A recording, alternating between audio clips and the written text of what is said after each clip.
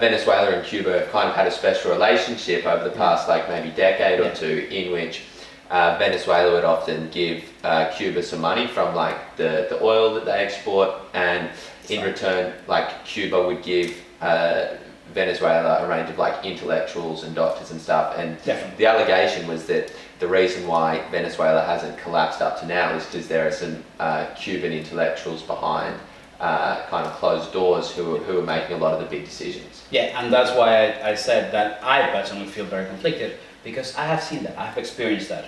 There is, and those allegations are not just allegations, it's reality. A lot of the high commanding military officers, a lot of the high members of the government, a lot of the doctors and militaries are Cuban nationals. Are not just ex-Cuban nationals. No, they hold a Cuban passport, they came from Cuba, and they work with Cuba's interest. Which, I don't know about you, but if you suddenly found out that, and in fact, we don't need to make the hypothetical, we have seen it, that we have taken people out of the parliament just because they hold another passport. So imagine the contrast of that difference. And yes, definitely, Cuba is by no means, in my eyes and many countries, it's not a particularly good country. It has a lot of problems, it has a lot of issues, especially with regards to freedoms.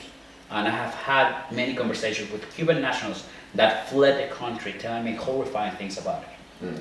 Nonetheless, it has a lot of other things, other benefits, other important things that make it so that Cuba and whatever experiment of politics happened there, it's a very interesting commentary and conversation and dialogue to be had about what happens when a country tries to implement extreme left policies, despite the rest of the world vehemently disagreeing with it, like it happened with the United States. But yeah, going back to Venezuela, definitely that has had an immense impact, and not only Cuba is to thank for that, because we have similar, if not worse, to Venezuela side agreements with countries like China and Russia, whereby I think it was last year that they gave us $1 billion in a bailout because of the economic sanctions that the US put in the Venezuela, in exchange from a bunch of crude oil.